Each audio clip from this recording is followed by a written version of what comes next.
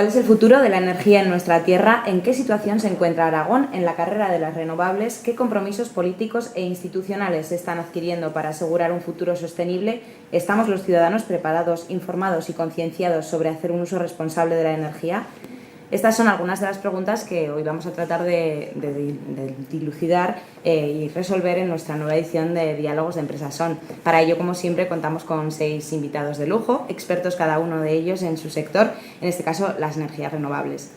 Alfonso Gómez, director general de Energía y Minas del Gobierno de Aragón; Pedro Machín, presidente del Clúster de la Energía de Aragón; Fernando Palacín, director gerente de Fundación Hidrógeno Aragón; Raúl Millán, director de Empresas y Relaciones Institucionales de Grupo San Valero; Alberto Martín, responsable de Energías Renovables en Grupo Jorge; y Jorge García, socio responsable de KPMG en Aragón. Bienvenidos todos, muchas gracias por participar hoy aquí. Pedro, empezamos contigo. Sois el clúster más joven de Aragón. La creación de este clúster es un claro síntoma de lo mucho que tiene que decir y hacer Aragón en renovables.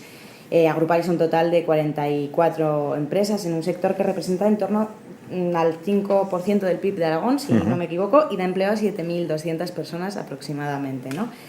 Con estas cifras, ¿en qué situación se encuentra el sector de la energía, tanto en renovables como no renovables, que parece que Correcto. Si no nos dejamos a las demás, tanto a nivel general como a nivel de Aragón? Bueno, a nivel general hay un momento ahora de que todo el mundo hablamos de transición energética, parece que va a estar basado en las tecnologías renovables, principalmente eólica y fotovoltaica.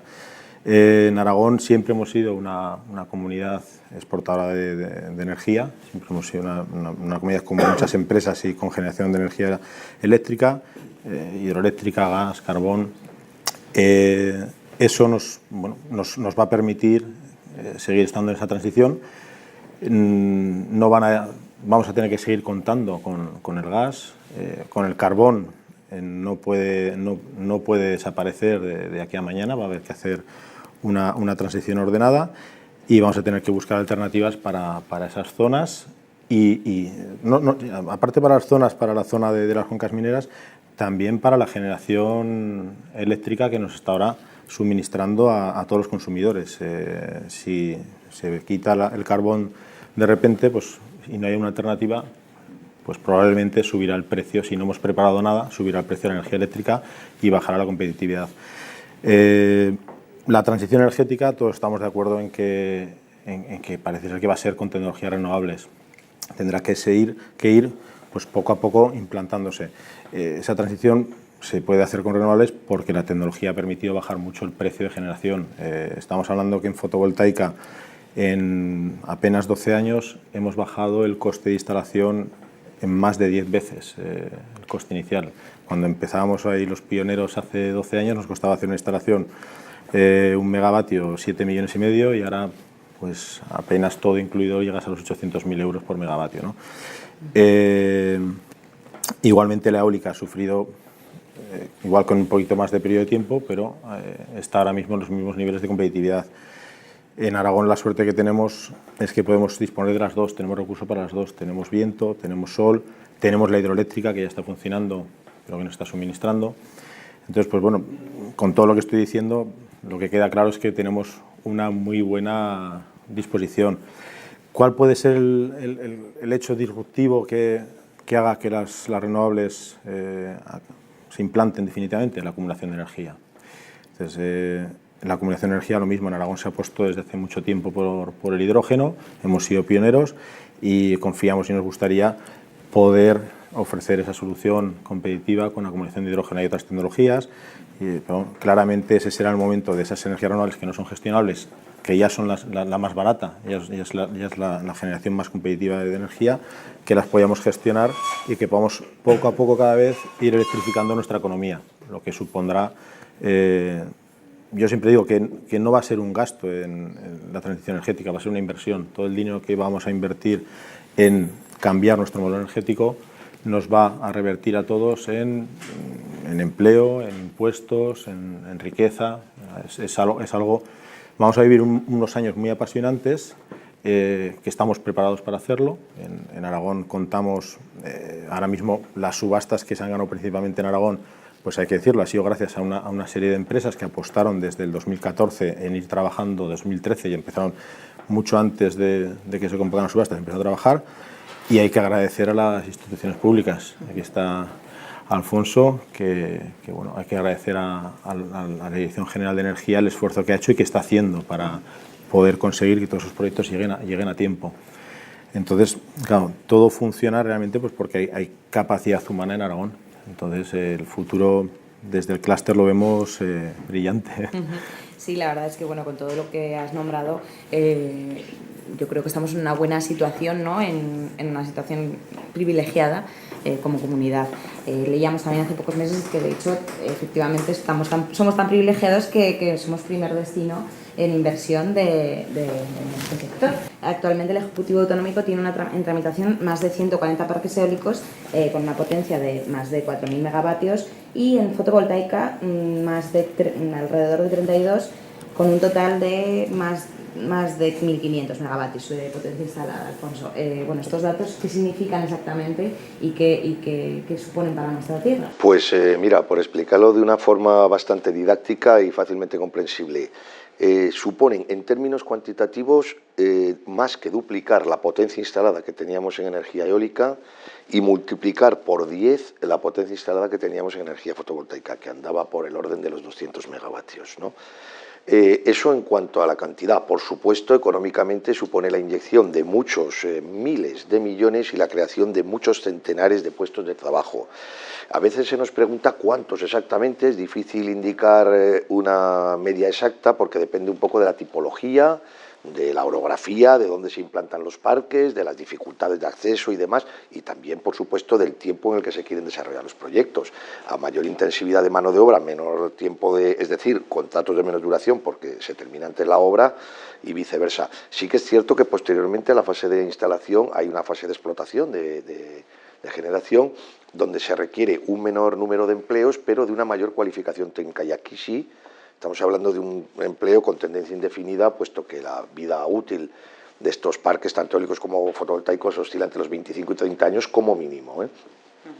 Pero yo no querría dejar solamente el acento en la cuestión económica, siendo importantísima, ya digo, para el empleo, para la creación de riqueza, para los ayuntamientos. En algunos casos ha habido recientemente declaraciones de algunos alcaldes de municipios donde van instalados estos parques, en el sentido de que supone un verdadero revulsivo para sus presupuestos y, por lo tanto, también para la calidad de vida de sus ciudadanos. Se van a poder ejecutar inversiones, centros de mayores, mejores accesos.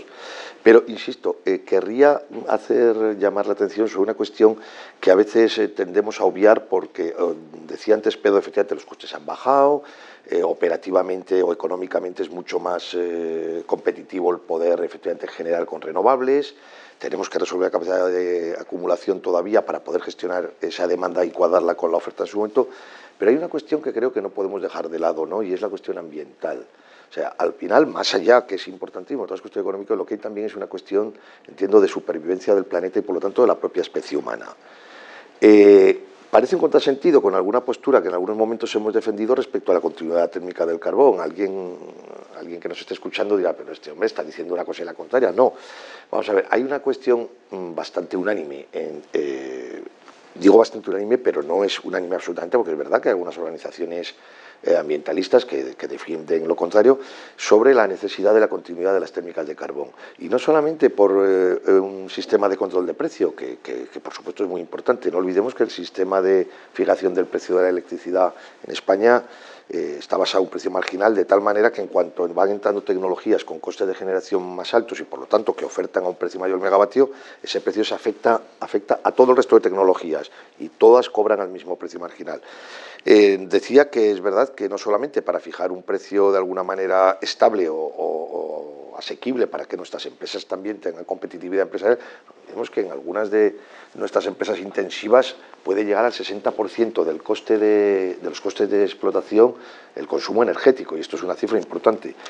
Bien, decía entonces que es verdad que hay una dependencia por el control de precio, pero sobre todo también hay una dependencia por la garantía de suministro. Y esto en un doble sentido, porque se argumenta que hay en España 28 ciclos combinados y que en principio el hueco de potencia que pudiera haber ante una demanda pico y una falta de generación de renovables que se podría cubrir con estas centrales de ciclo combinado, de gas, ¿no? Pero no olvidemos que este gas, a su vez, además de ser caro, es un recurso externo. No tenemos apenas producción de gas en España, con lo cual casi todo se importa o bien de Argelia, o bien de Rusia, o bien incluso por barcos gasineros que se importan de Japón o de cualquier sitio. En una situación geopolíticamente convulsa, esto podría dar lugar a un desabastecimiento incluso de ese gas, y eso generaría un perjuicio de dimensiones impensables. Si mañana el gasoducto que viene de Argelia se destruyera por un proceso natural, un terremoto, un maremoto, por cualquier acción humana, y hubiera problemas políticos, recordemos que hace un par de años, y perdón porque me estoy alargando quizá demasiado, pero es un tema interesante. Cuando hablamos de reserva estratégica no solamente nos tenemos que referir a la cuestión de la disponibilidad de generar esa potencia, sino a la posibilidad de generar esa potencia con recursos propios, endógenos, en este caso como sería el carbón nacional. No olvidemos además que, según los últimos informes que se han publicado, prácticamente el 75% del carbón nacional que se ha utilizado el año pasado ha sido proveniente de las minas de cielo abierto de Teruel. Sí, desde luego es importante que aprovechemos lo nuestro, ¿no? También has nombrado la parte económica, que no es la única, pero es importante, ¿no? Y informabais desde el Gobierno de Aragón, cada megavatio supone alrededor de 4 empleos en fase de construcción, ¿no? En este sentido, muchos más, como bien decías, para la fase después de explotación, que son unos 25-30 años, y en este sentido, bueno, pues queríamos hablar con Raúl también. Grupo San Valero estáis apostando mucho por la formación en renovables. Sí. Entiendo que también más en la parte específica o tecnificada de las renovables. ¿Por qué esta apuesta? Supongo que con las cifras pues responde a eso. Sí. Y si veis que hay una demanda real de las empresas por parte de las empresas por personal formado, ¿no? Sí.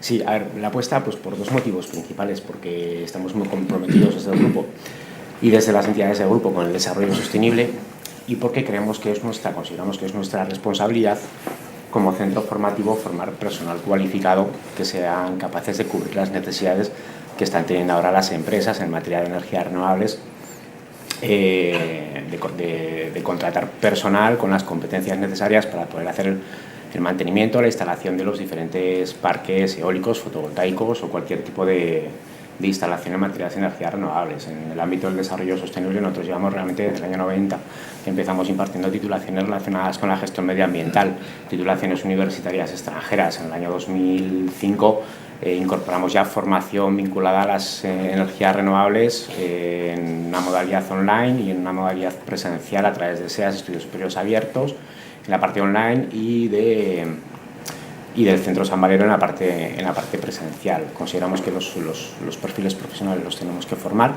Han pasado por nuestras aulas en los dos formatos más de 5.000 alumnos.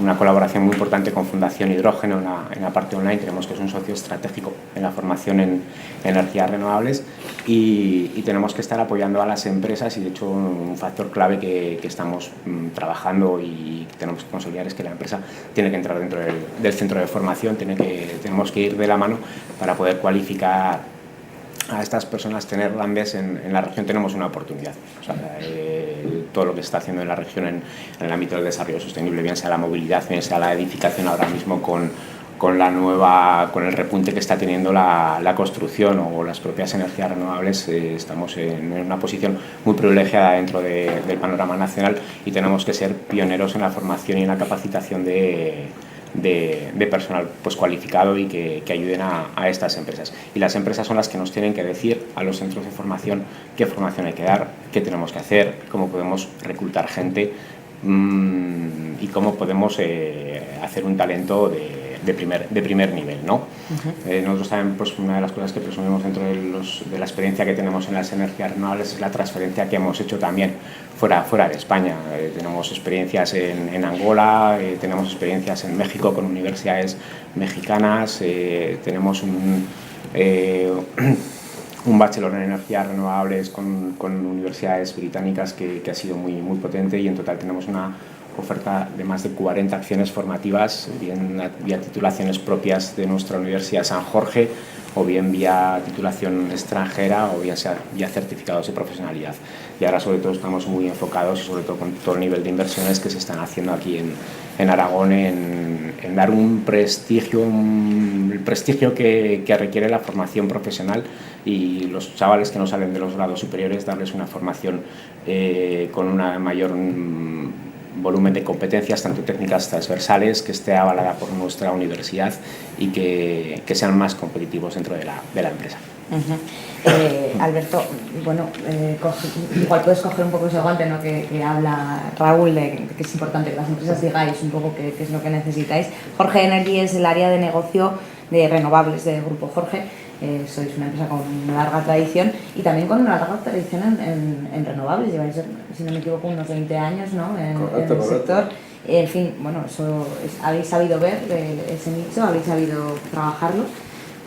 ¿En qué momento estáis y en qué líneas estáis trabajando por y para nuestra comunidad?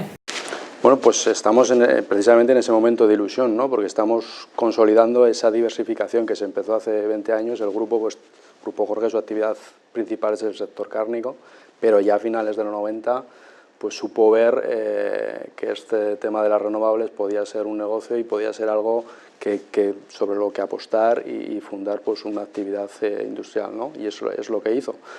Hemos pasado por muchas etapas. Los primeros parques eólicos pues, se pusieron en marcha en torno al año 2000, luego llegó la fotovoltaica, luego llegó pues un parón, un bloqueo. El momento ahora, como digo, es ilusionante. Me sumo a lo que decía Pedro, de que aquí en concreto en la Comunidad Autónoma de Aragón pues había un bloqueo administrativo con todos los proyectos desarrollados y la verdad es que la Administración, la Dirección de Energía supo desbloquear aquello.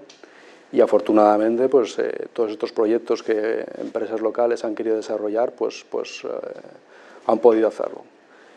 Nosotros, como digo, pues estamos ya consolidando, hicimos una apuesta fuerte en el 2016, participamos en las subastas a nivel nacional, evidentemente con más empresas locales, y estamos ya, pues hemos iniciado la construcción de todos esos parques que fueron adjudicados en la subasta del 2016, y lo que queremos es pues, seguir creciendo en este sector. Apostamos por la Comunidad Autónoma de Aragón, hemos iniciado a lo mejor alguna otra promoción fuera, pero vemos que el valor que tiene el estar en tu casa y aprovechar los recursos que te da Aragón pues es fundamental, y para nosotros eso tiene prioridad.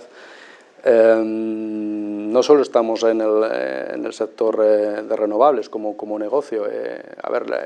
La actividad cárnica requiere pues, de mucha eficiencia en el tema energético. Para nosotros la refrigeración es algo fundamental, y por eso ahí tenemos mucho también que hacer en inversión, en investigación y desarrollo de todos estos procesos del sector alimentario, en el cual rebajar los costes energéticos es fundamental para que el negocio sea sostenible, ¿no? Y ahí es donde nos encontramos, de forma ilusionada para los próximos años que llegan. ¿Qué necesitamos? Pues evidentemente necesitamos formación en profesionales. Afortunadamente en Aragón, como tiene tradición en renovables, yo creo que hay buenos profesionales. Pero bueno, siempre el tener un nicho ahí de que salgan profesionales formados en que tengan oportunidades de trabajar aquí con empresas locales, pues es importante. Y de hecho pues las colaboraciones con el Grupo San Valero existen y yo creo que dan sus frutos. Sí, la verdad es que bueno, me gusta porque tenéis todos una actitud bastante positiva, ¿no?, al respecto de este sector. Todos además alabáis mucho el papel institucional también que se ha hecho y la buena gestión que se ha hecho, y también el aprovechamiento de nuestros recursos que son abundantes y muy buenos. En este sentido, Jorge, os dedicáis un poquito también a orientar, a asesorar, a llevar un poco de la mano a las empresas que quieran participar de este sector con licitaciones o con inversiones. ¿Cuáles son los aspectos que más os preguntan o las dudas que más suelen tener las empresas al respecto? Si bien entiendo que habrá pues muchas diferencias, ¿no?, dependiendo del tamaño y el sector de la empresa, ¿no?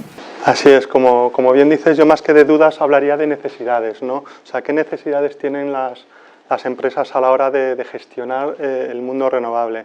Yo diferenciaría sobre todo lo que son grandes grupos, que son grupos energéticos integrados, que tienen un gran conocimiento del mundo energético y bueno, reclaman un tipo de servicios, unas necesidades de que les apoyemos en su opinión, ¿no? Es decir, que hagamos informes para contrastar esas ideas, esos impactos que creen que tienen las renovables en el precio, las medidas gubernamentales. Luego están los pequeños inversores y me voy al lado contrario. El pequeño inversor que empezó allá en el año, a finales de los 90 o principios del año 2000, que conseguía gestionar los permisos, sin embargo no era un experto en energías renovables, ¿no? Pues ahí también las necesidades son muy diferentes, ¿no? Es ayudarles en el proceso.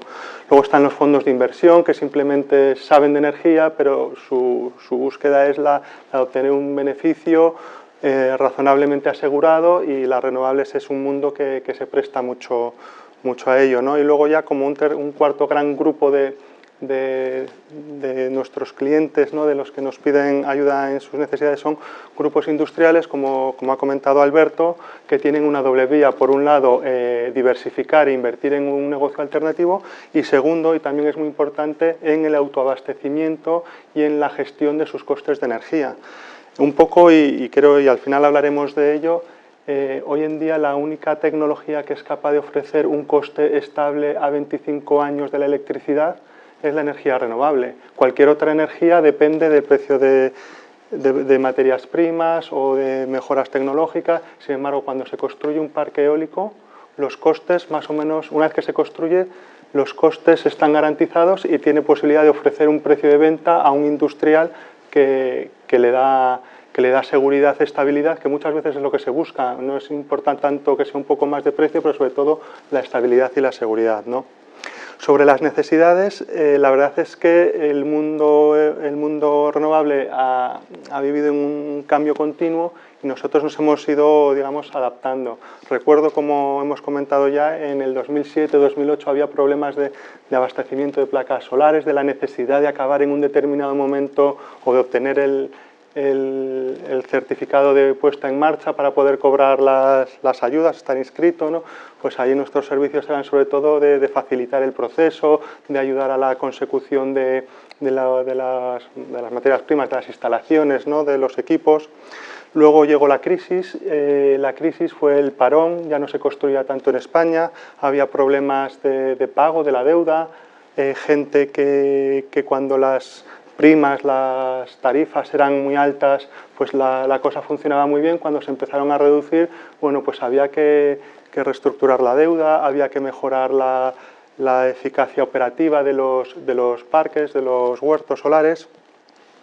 Luego llegó un momento de estabilidad, empezó a haber hace ya unos años un montón de transacciones, el sector internacional nos veía ya un país que volvía a ser apetecible, ¿no? para invertir, y hubo muchas transacciones. Ayudamos a los inversores, bueno, pues a dar seguridad de que esos parques, esas instalaciones fotovoltaicas, bueno, funcionaban bien, tenían unos recursos estables, razonables y seguros en el tiempo.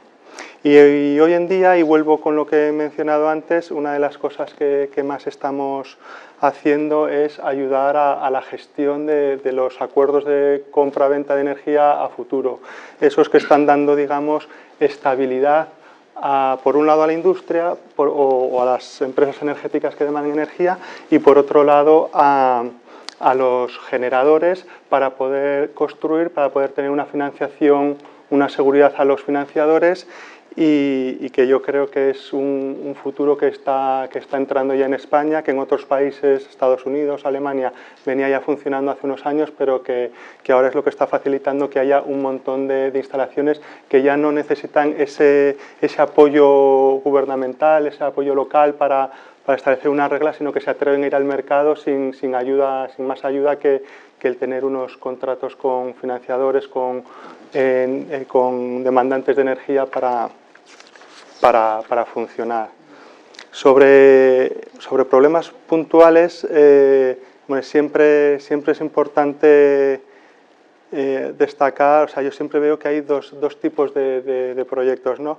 Uno son los de la fase inicial, que para mí son los más bonitos en el sentido que son los de crear, ¿no? O sea, conseguir las administraciones, poner de acuerdo a los financiadores, a los promotores, a los proveedores de instalaciones, ¿no? A los constructores de equipos, y una vez todo esto eclosiona es como un momento de gran satisfacción, ¿no? Porque digamos que ya en el momento que se lanza el proyecto ya no para, ¿no?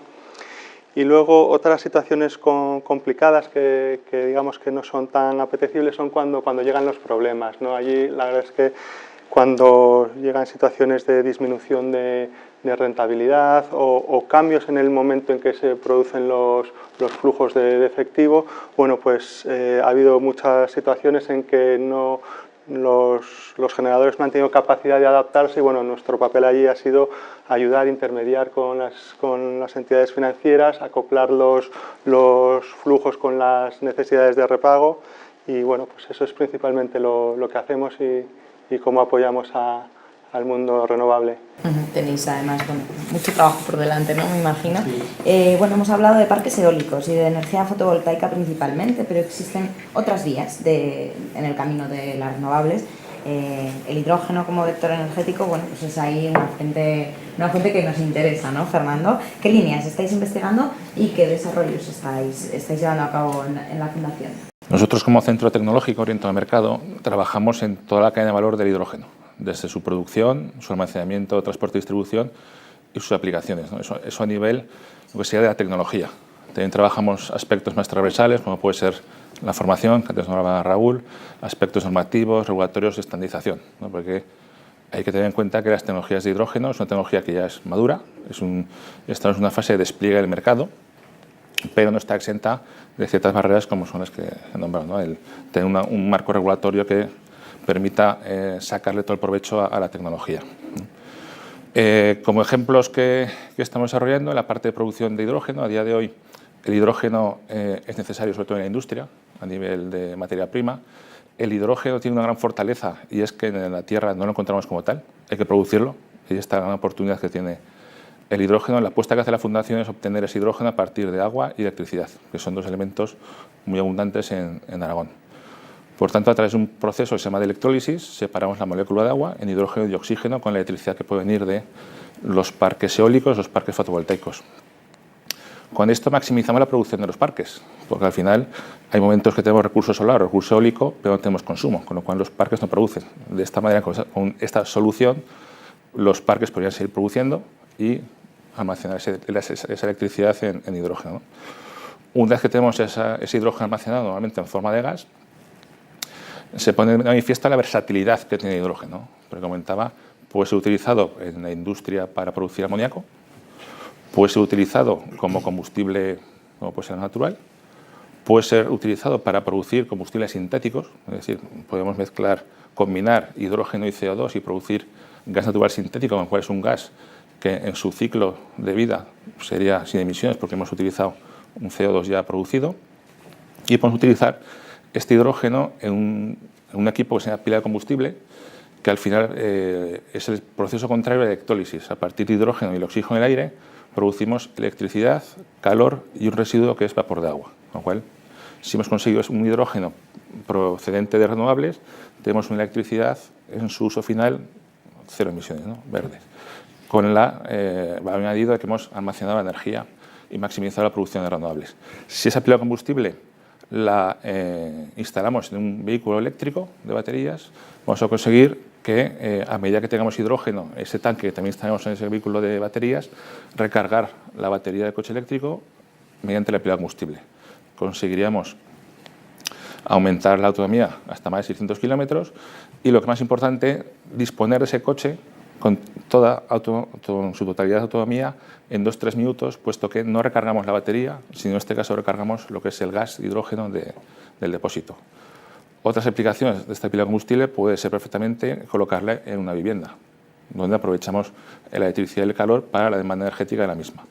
Por eso el hidrógeno tiene un principal enfoque, que es el almacenamiento energético, pero tiene una versatilidad muy elevada.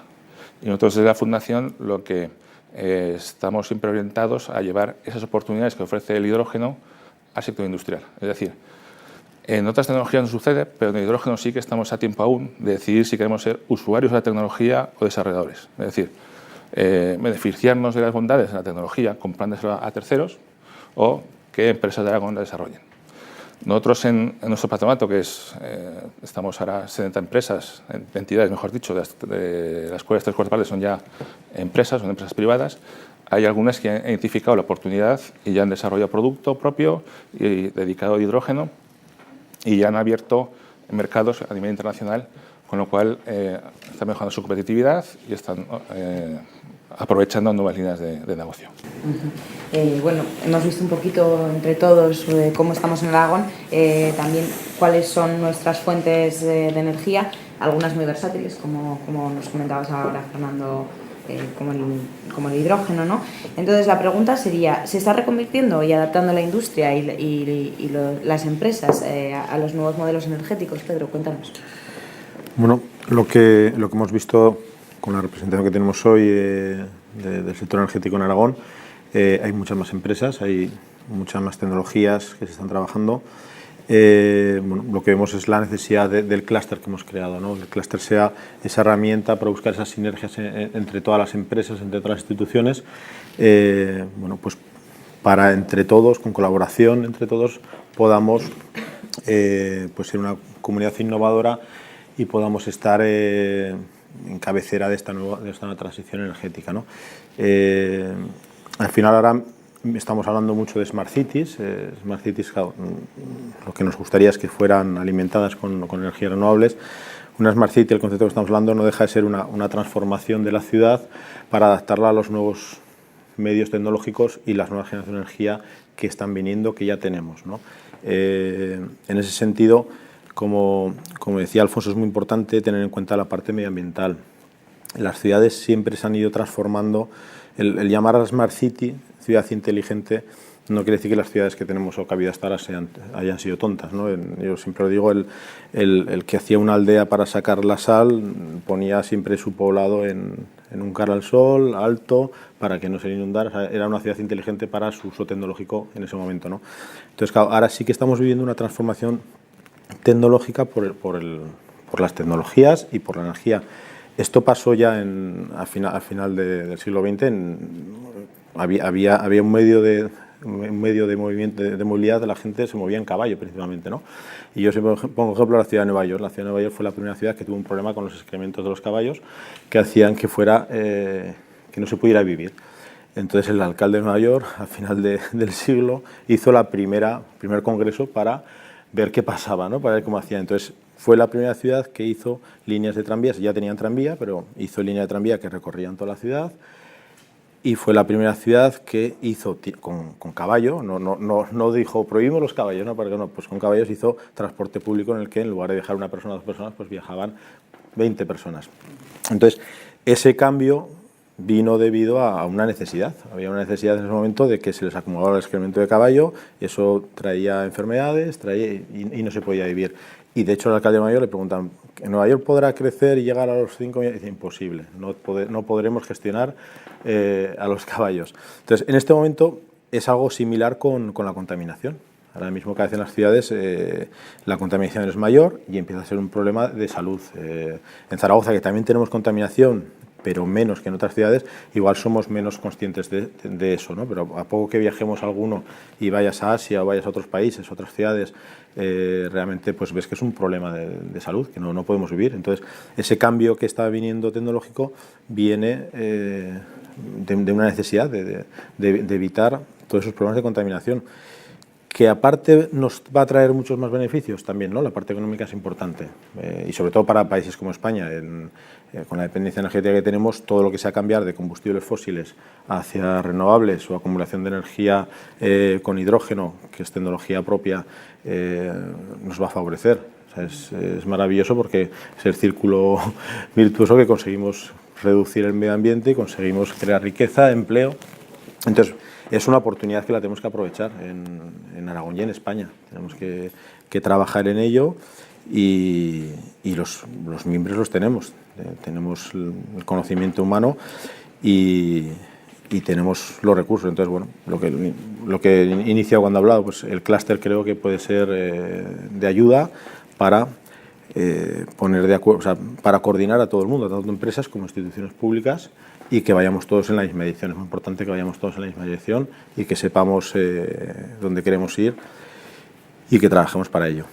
Hace poquito, además, hablábamos también aquí en este espacio de las Smart Cities, que las has mencionado, y también un poco de ese impacto, precisamente, pues, cómo vamos a transcurrir o cómo va a ser la transición, ¿no? Porque al final, pues, no solamente está el vehículo propio, por ejemplo, sino que tenemos también, pues, todo el parque de autobuses, de taxis, de flota de transporte, ¿no? Que también hay que ver cómo se gestiona. En ese sentido, no sé si desde el Gobierno de Aragón, pues, también, ¿qué opináis? ¿Cómo se está haciendo esta reconversión y si las empresas y las ciudades, como decía Pedro, están adaptándose o se están movilizando hacia ese sentido? Bien, vamos a ver, que el futuro energético es eléctrico, en estos momentos creo que no lo discute nadie. Que evidentemente la adaptación tiene que ser progresiva en la movilidad, por ejemplo, en el transporte ya se está viendo. Recientemente se ha constituido, la semana pasada se ha firmado un convenio con varios agentes del sector de la movilidad que se ha venido a llamar Mobility City, la ciudad de la movilidad, que además pretende a su vez dar un impulso al pabellón puente de Zaha Hadid, que está desde la Expo pues de alguna manera un poquito infrautilizado. Y desde luego que la movilidad del futuro es una movilidad eléctrica, esto no lo discute nadie. Es verdad que persistirán procesos industriales que requerirán de energías de otro tipo, pues por temperaturas o por la idiosincrasia de las peculiaridades del gas o del carbón, con lo cual evidentemente no vamos a hablar nunca de verdades absolutas.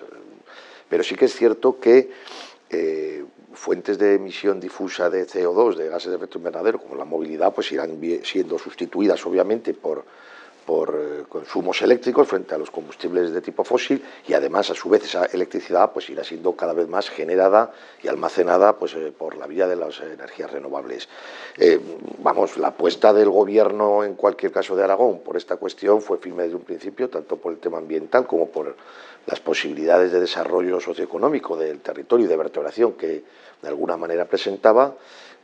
Ya se puso de manifiesto, incluso en el discurso de investidura por parte del presidente, se ha trabajado en todas esas líneas y luego, bueno, ahí es verdad que existen distintas interpretaciones sobre si el modelo de ciudad hay que volver a un modelo de ciudad más consolidada, una ciudad más esponjada, de alguna manera más abierta. Evidentemente, en la medida en que aumenten o disminuyan los desplazamientos, está claro que van a aumentar las necesidades de movilidad, pero sí que es cierto que hay una tendencia, lamentablemente, porque creemos que abandonar el territorio de alguna manera es una pérdida irreparable, ¿no? para todo el mundo, pero lo cierto es que hay una tendencia complicada de revertir para que la población vaya a vivir a las ciudades, ¿no? Hay datos, hay cálculos que dicen que en unos pocos años el 80% de la población vivirá en grandes ciudades.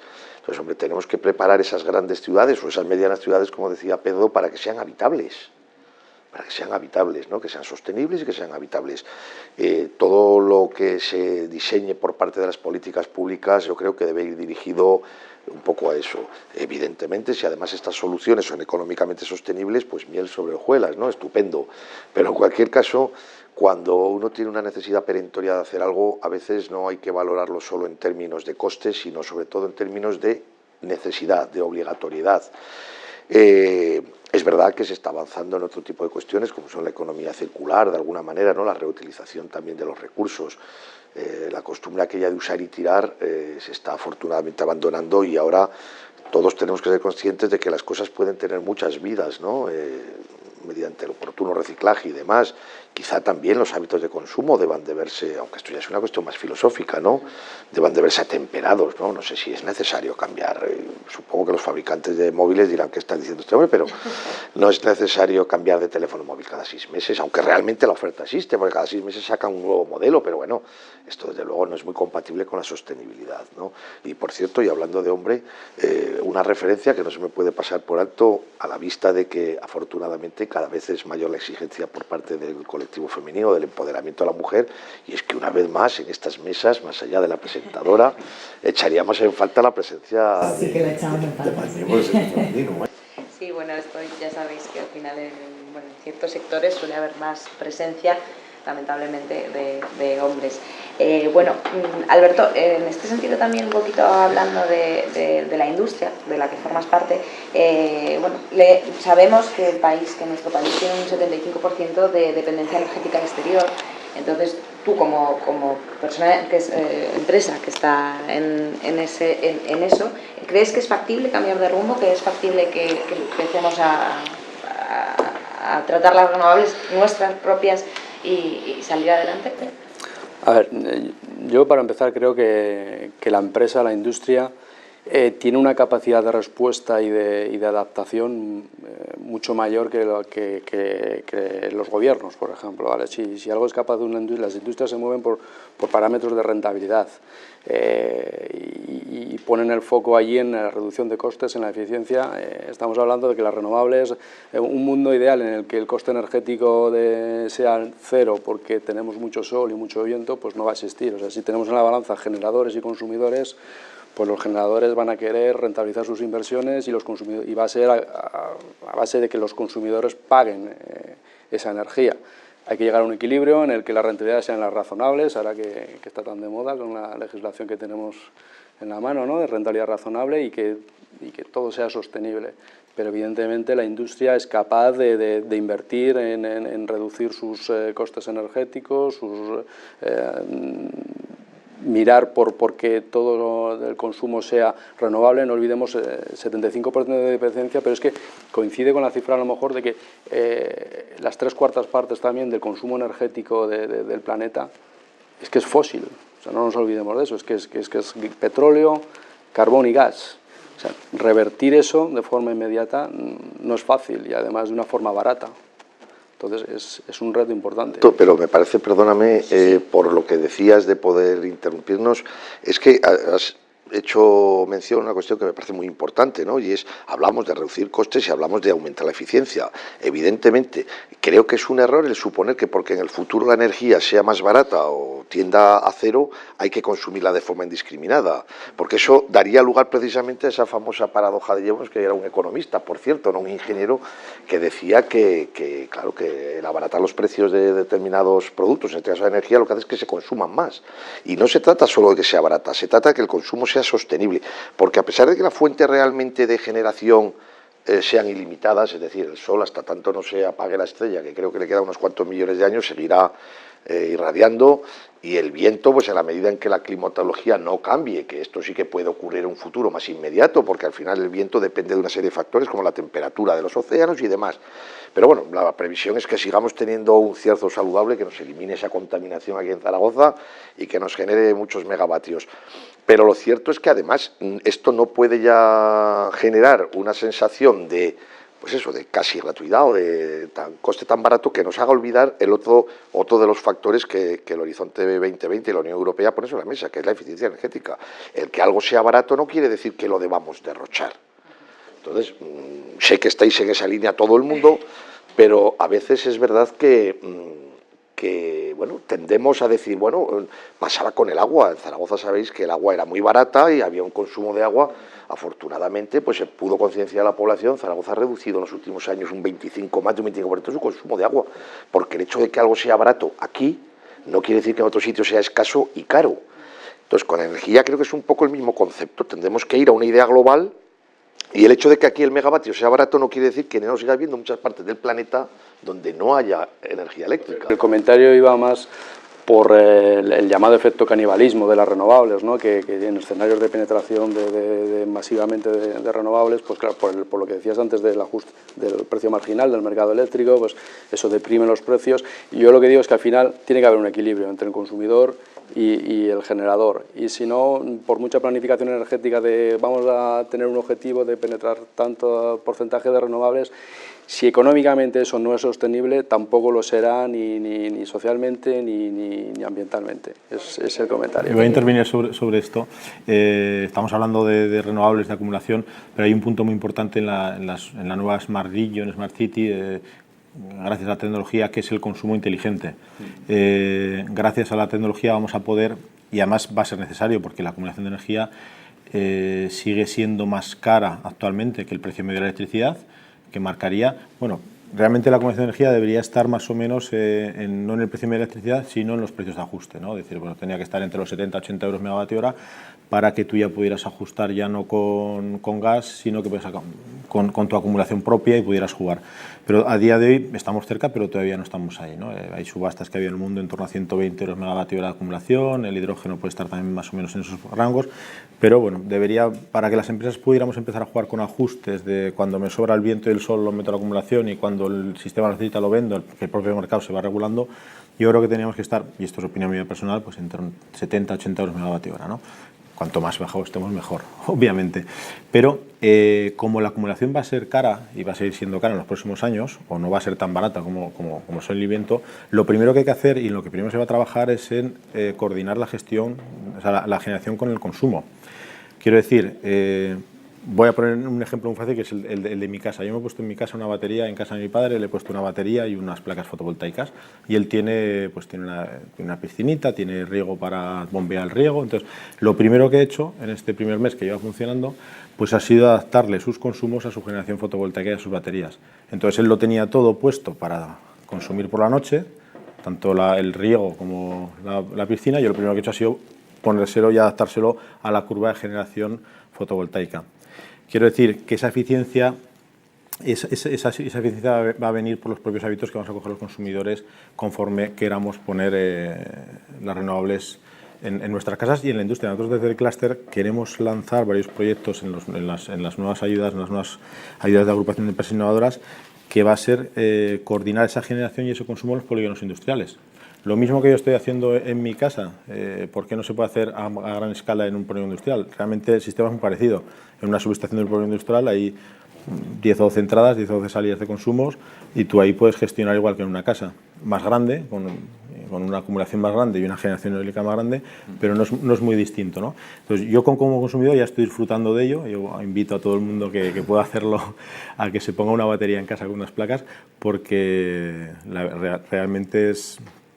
Con eso lo que decías es que aumentas la eficiencia y ayudas al planeta, ¿no? También. Quería, con el tema del consumo inteligente y pues un poco esa concienciación social que estáis comentando ambos, no sé si, un segundo, Jorge, ahora vamos contigo, pero Raúl, tú que tratas con gente joven, entiendo, en su mayoría. Hay mayor, también gente más mayor, pero sí. No sé si ha cambiado un poquito la forma de entender el consumo energético. Mucho, yo cogiendo un poco el testigo de lo que estáis comentando ahora, el perfil de nuestros alumnos, en contra de lo que podáis pensar, no son chavales jóvenes, que también estamos formando a gente entre los 16 y los 60 años de edad, en la parte más adulta, gente que está en el sector, que necesita una transformación, ¿no? Y en la hilo de lo que decíais, yo pienso que cada vez está habiendo una mayor concienciación del consumo energético. Nosotros hemos trabajado también en una línea durante muchos años vinculada a proyectos europeos, donde pues hace unos años se hizo un proyecto denominado Optimiza Agua, donde se trabajó mucho sobre el consumo energético, se consiguieron muchísimas reducciones del gasto del agua en el sector agrícola y en los hogares. Ahora mismo, bueno, lo he dicho antes que somos pioneros en Fundación Hidrógeno en la formación de vehículo eléctrico desde hace 10 años. O sea, hace 10 años se hablaba un poquito de vehículo eléctrico y de hidrógeno, ¿verdad, Fernando? Y ahora mismo estamos en la cresta de la ola y esperamos que se mantenga durante muchos años. Eso es porque consideramos que hay una concienciación de que hay que reducir los consumos, que hay que ser responsable con los consumos. También lo estamos viendo por la parte de los alumnos y vuelvo también a la parte de las empresas. Pues yo llevo varias semanas reuniéndome con empresas importantes del sector de la construcción y todas las tendencias de construcción, con los modelos Passive House, con todo lo que estamos haciendo de eficiencia energética. Nosotros tenemos un máster para que lo conozcáis, se llama, el nombre tiene espleagudo, Máster en Diseño y Rehabilitación de Edificios de Consumo de Energía Casi Nulo.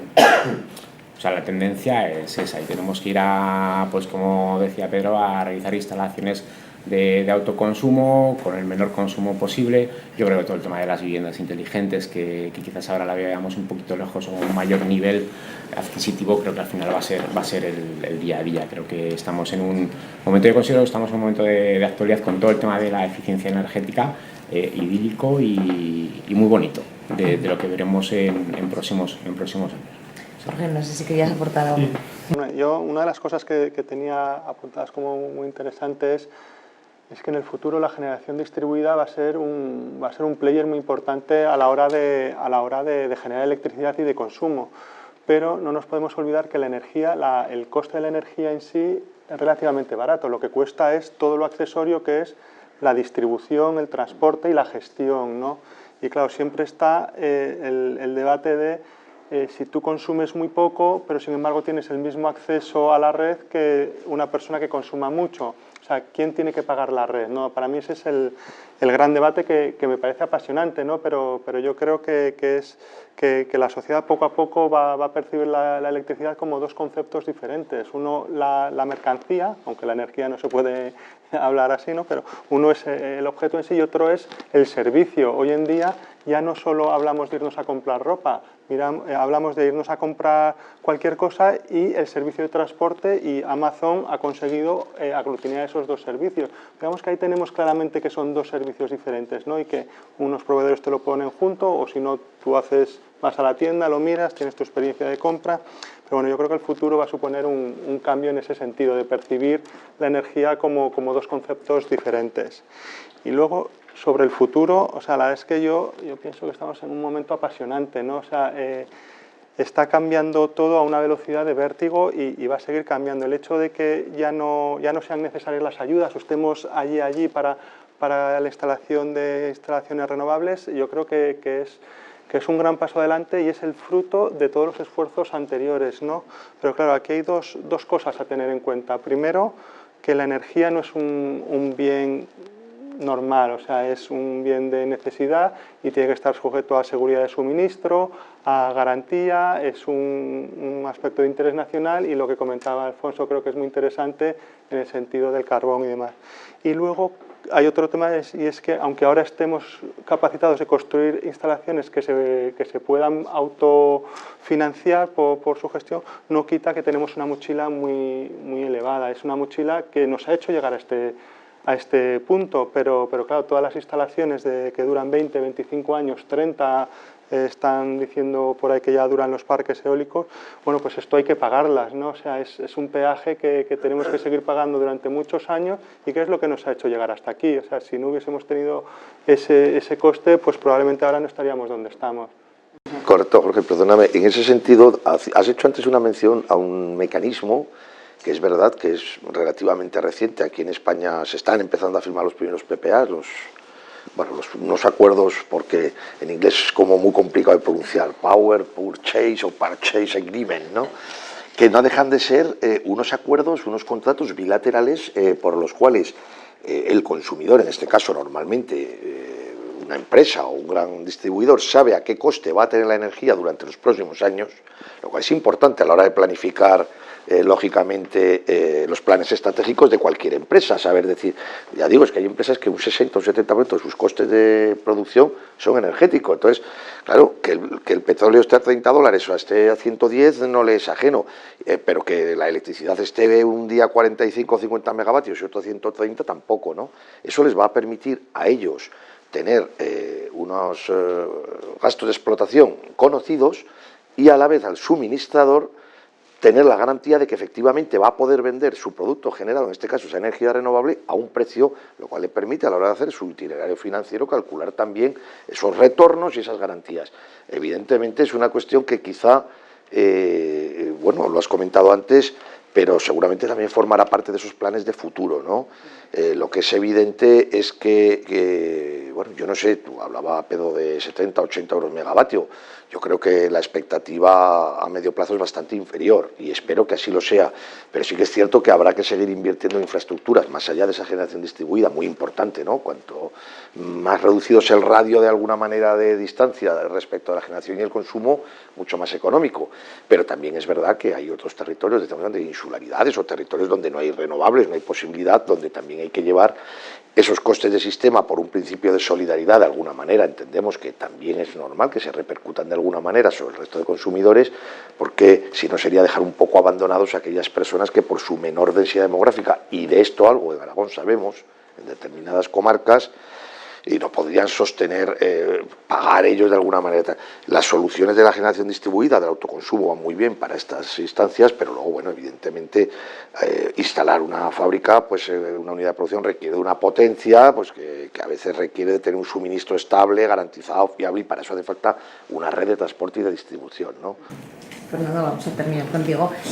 Un poco estamos entre todos perfilando qué es lo que va a pasar en un futuro no muy lejano, en realidad. Vosotros como potencia innovadora también que sois, ¿cómo lo veis? Un poco para analizar el futuro, que yo creo que si queremos alcanzar los objetivos que ha puesto Europa en el 30 o en el 50, inexorablemente tenemos que pasar por hidrógeno, ¿no? Y un poco tener una reflexión algo filosófica. Si analizamos los combustibles que ha utilizado la humanidad de forma masiva desde los inicios, vemos que en aquella época de la prehistoria estábamos con la madera, pasamos al carbón, del carbón al petróleo, estamos en una transición, empezó una transición energética específicamente en gas natural, donde el gas natural tiene que decir mucho. Si analizamos los combustibles, en esos cambios de combustible, la molécula de ese combustible ha perdido carbonos y ha ganado hidrógenos. O sea, estamos en una transición donde tenemos un combustible que es el CH4, lo cual lo lógico es pensar que el siguiente combustible de uso masivo, no sé si dentro de 5, 10, 20 años, será un combustible sin carbonos. Pero lo que sí que es importante de estos cambios de combustible de forma masiva es la oportunidad que ha representado para la economía y para las empresas. De hecho, ese primer cambio de combustible de la madera al carbón se llamó la revolución industrial. Bueno, yo también quiero remarcar las oportunidades que tienen las empresas, la industria, para innovar, para diversificar y adaptarse, no solo, lo que decía antes, no solo para aprovechar las bondades de las nuevas tecnologías que van a aparecer y están apareciendo, sino para ser parte, para ser un key player importante de esos sectores, de estas tecnologías. Bueno, pues muchísimas gracias a todos. No tenemos tiempo para seguir, aunque está interesante y además sois todos buenos conocedores de lo que comentáis, ¿no? Esto ha sido todo, hasta aquí hemos llegado. Estáis invitados a venir siempre que queráis y bueno, muchas gracias de nuevo. Gracias a ti.